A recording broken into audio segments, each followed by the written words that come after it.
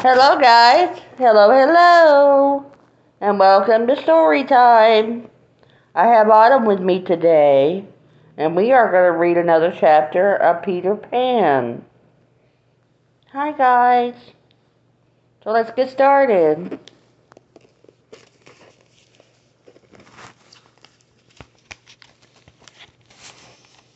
Just a moment. Okay. We are continuing the story of Peter Pan. This chapter is called The Island Come True.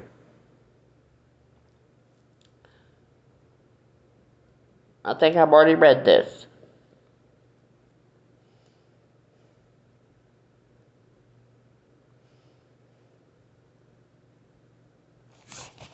Just a moment, guys. Sorry, I had to make sure I was on the right chapter. Here we go. Neverland came back to life now that Peter was almost there. When he was gone, everybody did nothing but wait for him to return. Now things would be back to normal. The Lost Boys looked for Peter, their leader. The pirates looked for the Lost Boys. The Indians looked for the pirates. And the beast looked for the Indians. Each was out to get the other in a long parade that circled the island. The 6 lost boys dressed in bearskins, and with their hands upon their daggers, crept through the sugarcane in single file. Toodles, a kind and trusting lad, was in the page lead. He was just one of Tinker Bell's plan for mischief. Next was Nibs, and then came Slightly, who liked to dance to music. He played on a whistle. Curly, who always took the blame for things, was fourth, followed by the twins. Nobody is quite sure which one is which.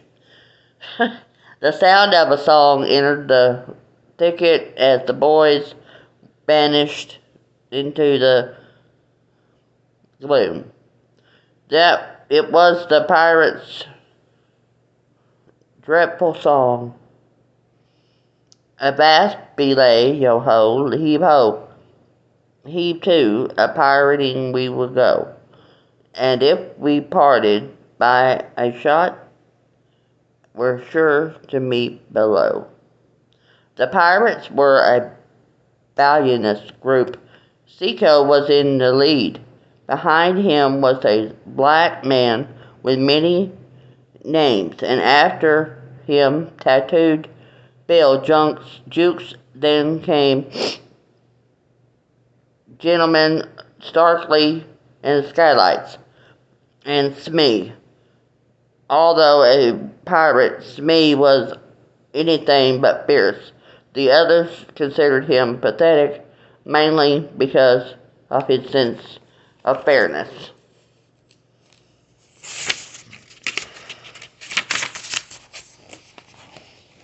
Play was alarming for a pirate in the midst of them, and the rest of the crew was the most valiant one of all. The sworn enemy of Peter Pan, Captain Hook, trailing the pirates with their Indians carrying tomahawks and knives. In the lead was Great Big Little Panther, his belt filled with many scalps. Bringing up the rear, where the danger was the greatest, was Tiger Lily, the proud and the beautiful Indian princess. The Indians disappeared like shadows without making a sound. Behind the Indians came the man-eating lions, and tigers, and bears, with their tongues hanging out. They also vanished into the gloom. And at last of all, in a parade that nobody could see, all at once was a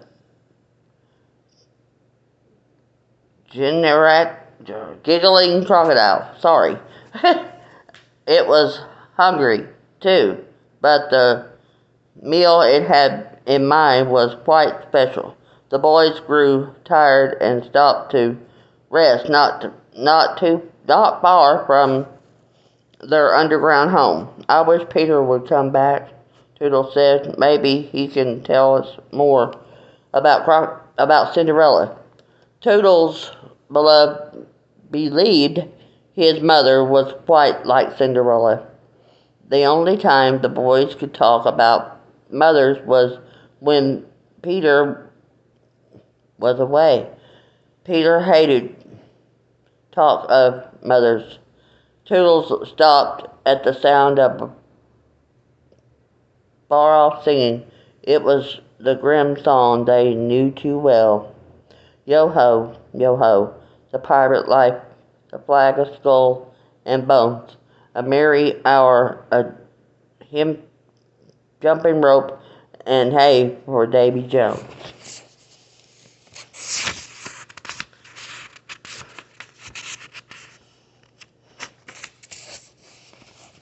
Before the song died away, the boys vanished into their underground home, faster than rabbits down their holes. The entrances were 7 hollow trees, known only to the boys. Hook had searched for their underground home for many moons, and so far had not found it.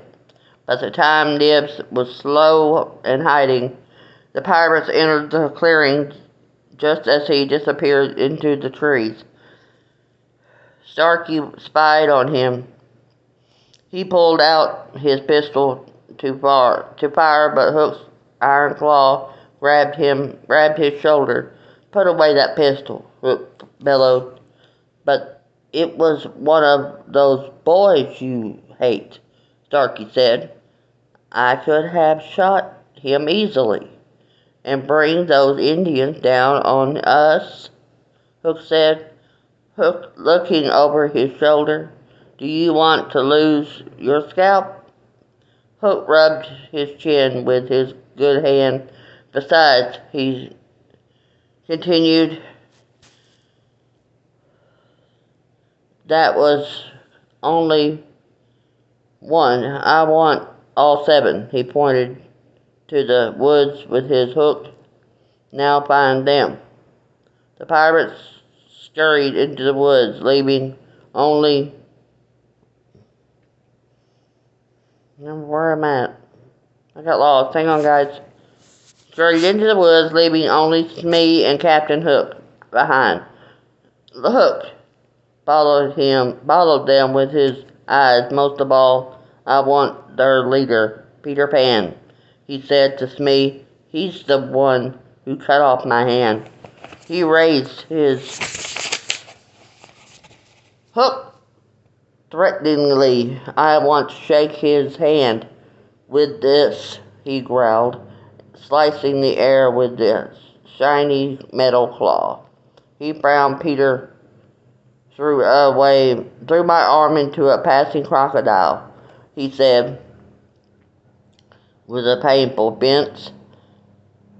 "I've often wondered about your fear of crocodiles," Smee said. He glared at him. "Not crocodiles," he said, "just the one that ate my hand. He liked it so much he's been following me ever since, hoping to dine on the other." He glared at Smee. "That's why I want Peter Pan." Hook sat down on a large mushroom with a nervous laugh. That croc would have had me by now if he hadn't accidentally swallowed a clock, he said. "Now, when I hear that clock inside him ticking, I run before he can get me. What will happen when the clock runs down? Me said. That's what haunts me, Hook said fearfully. Suddenly he jumped up. He ran. He put his hand on the mushroom he'd been sitting on. This seat is hot, he said. The two pirates studied the strange mushroom and then pulled it out of the ground. Smoke poured out. Smoke poured from the hole where the mushroom had been. Odds bobs, hammer and tongs. I'm burning, Hook exclaimed. The pirates looked at each other. A chimney, they cried. They dropped to their knees. Voices rose up from the chimney. Voices rose up the chimney along with the smoke. It was the Lost Boys speaking about fear, without fear, in the safety of their underground home. Hook glanced around. He saw the 7 trees with entrance holes. His mouth curled into a sinister smile. He tapped his nose with his hook. There's his hook. There's one picture, guys. My goodness. Did you hear them? Did you hear them to me? He whispered. They said Peter is not home. His smile twisted more sharply than ever. It's time to begin my plan, he hissed. We'll return to the ship. There I'll bake a thick cake covered with green sugar. I'll put it on the shore of the mermaid's lagoon. The boys will find it when they go there to swim and play with the mermaids. They'll eat, excuse me, they'll eat cake because they have no mother to tell them it's dangerous to eat rich cake. And then he stopped to savor what would happen next. And then they will die. Wonderful. Hook chuckled. It is a perfect plan. Hook leaped into the air with glee. He opened his mouth to sing, but stopped before he could utter a note. Another sound froze him in his place. It was a steady tick, tick, tick that grew closer with each tick. The crocodile, Hook screamed just before he disappeared into the woods with a terrified Smee right behind him. That crocodile slithered through the clearing with a strange smile on his face, but did not stop. That it stayed on Hook's trail no matter where it led. The boys merged into the open as Nibs raced toward them, pursued by a pack of wolves. Save me, Nibs screamed as he fell on the ground. Oh my.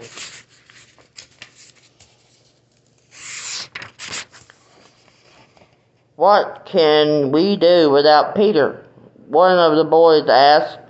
Do what Peter would do, shouted another. Look at the wolves through your legs. The boys bent over and looked through their legs at the wolf pack. In an instant, the wolves turned and fled. Nibs got to his feet. He looked at his companions with wide eyes. I have seen a wonderful thing, he said in a voice filled with awe. It was a great white bird, and it's coming here. He pointed into the air. See? As he spoke, a figure high in the sky descended toward the group of lost boys. Soon it was directly overhead. It was Wendy, crying because she was lost. Poor Wendy, she cried softly. Poor Wendy. It's a windy bird, Curly said. There are such things, you know. When Wendy was very close, the boys heard another voice. It was Tinker Bell. Like Peter, they could understand her quite well. The jealous little fairy called to the boys.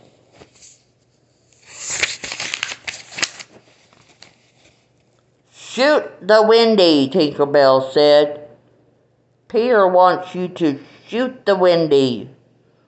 The boys always obeyed Peter. Quick, get bows and arrows, one shouted. The boys popped down their tree holes. Toodles stayed behind because he already had his bow and arrows. Quick, Tinker Bell cried. Shoot her now. Toodles loaded his bow. Peter will be so pleased. He said he fired before he could blink. Wendy fluttered to the ground with the arrow in her breast. And that's another chapter of Peter Pan. Next week we will read chapter 6. Just a moment, guys. We'll get another book. There's Autumn and her puppy. Now we are going to read Frog and Toad, our friends. Read another chapter of that. And there's Autumn and her puppy. Just a moment, guys. Okay. A Lost Button is the title of this story. Toad and Frog went for a long walk. They walked across a large meadow. They walked into the woods. They walked along the river. At last they went back home to Toad's house. Oh, drat, said Toad. Not only do my feet hurt, but I have lost one of the buttons on my jacket.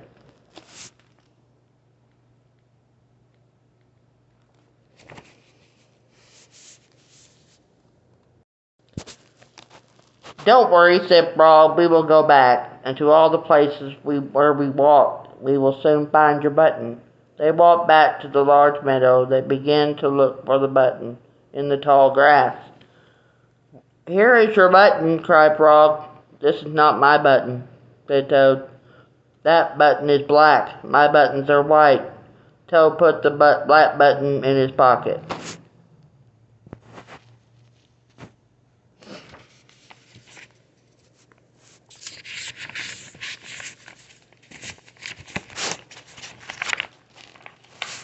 A sparrow flew down. Excuse me, said the sparrow. Did you lose a button? I found one.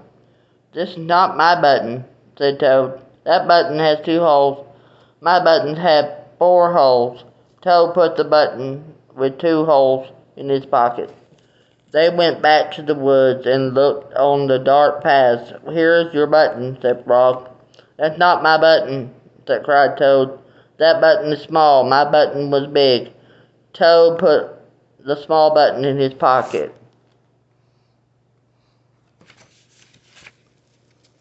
My goodness.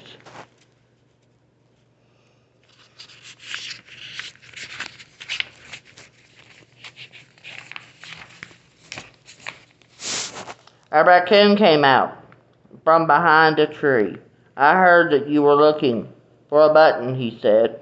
Here is one that I just found. This is not my button, wailed Toad. That button is square. My button was round. The Toad put the square button in his pocket. Frog and Toad went back to the river. They looked for the button in the mud. Here is your button, said Frog. It's not my button, shouted Toad.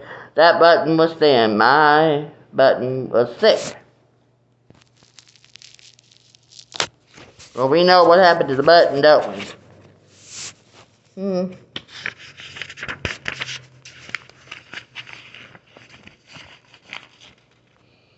Toad put the thin button in his pocket, and he was very angry. He jumped up and down and screamed. The whole world is covered with buttons, and not one of them is mine.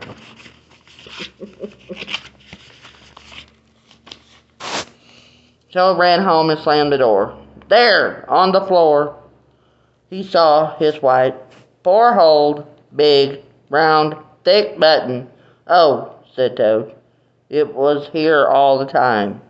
What a lot of trouble I have made for Frog. My goodness.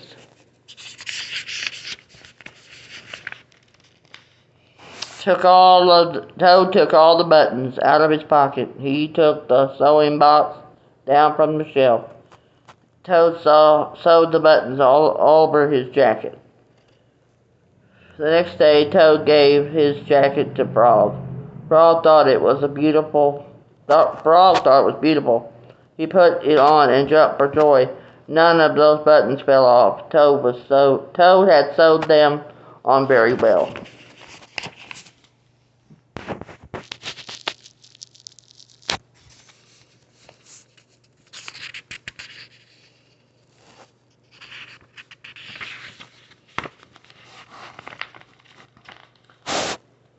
And that was the end of that chapter, guys, of Frog and Toad. Hope you enjoyed the story today and everything. So hang on, and I'll get another book. Okay. The final book for story time today is called Baby Loves Spring. So let's get started.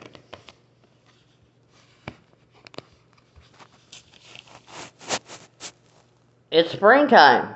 What will baby see? What's that tweeting in the tree?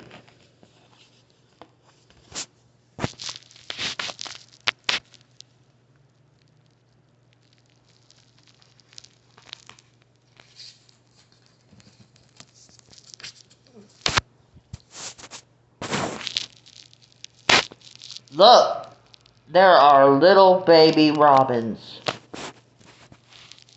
That cute. The tree opens up.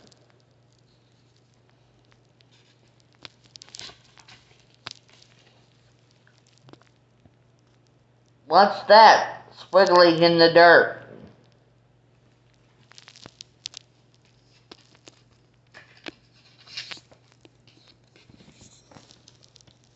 Here are some wiggly worms. I'm sorry, guys. I'm trying to do this with one hand. Oh, my goodness. There we go. Yeah, the dirt opens up. There's the worms.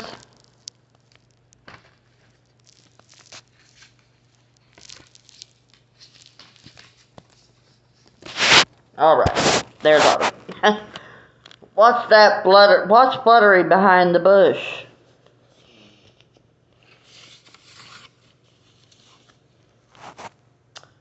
There are beautiful butterflies.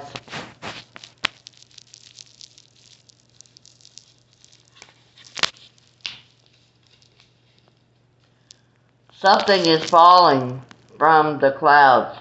What could it be?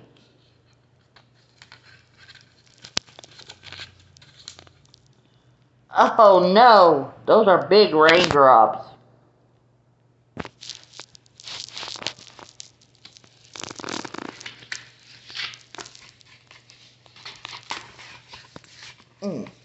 Goodness. Splish splash, what's in the puddles?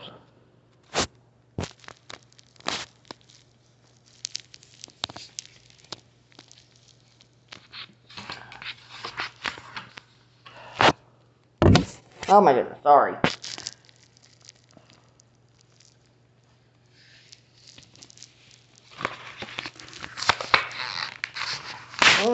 I'm just trying to get it. Okay.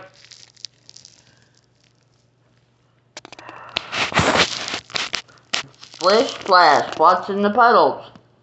Funny little frogs. Croak croak. How cute is that?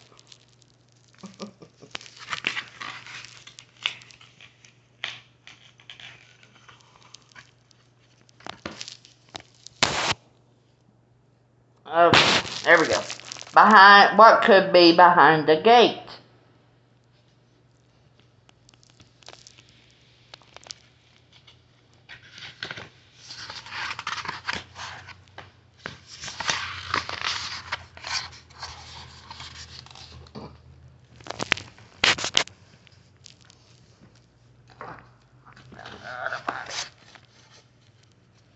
Okay. Look, it's a garden.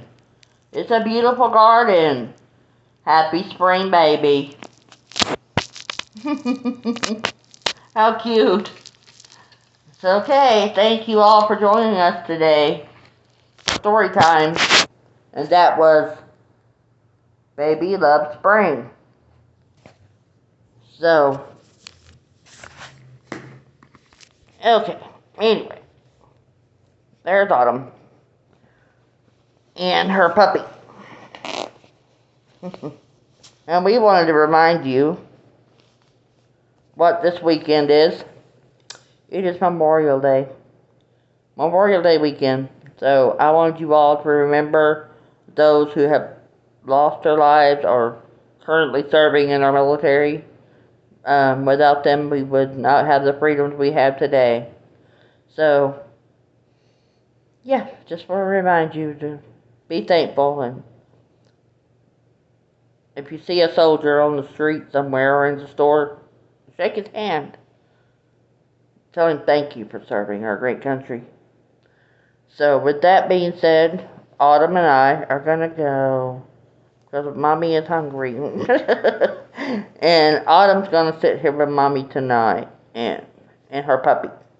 So, y'all have a wonderful and blessed weekend. Have a wonderful Memorial Day weekend, guys. And have a great weekend, not just a good weekend.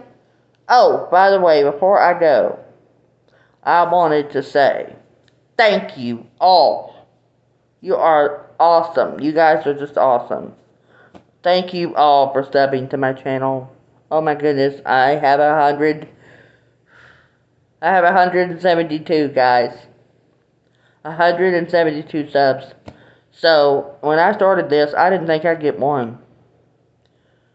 But I have 172. And when I get to that 200 mark, I'm going to do a giveaway. So y'all have a wonderful and wonderful weekend. Stay safe. Be blessed. And y'all have a great weekend. Not just a good weekend. Much love. Bye-bye.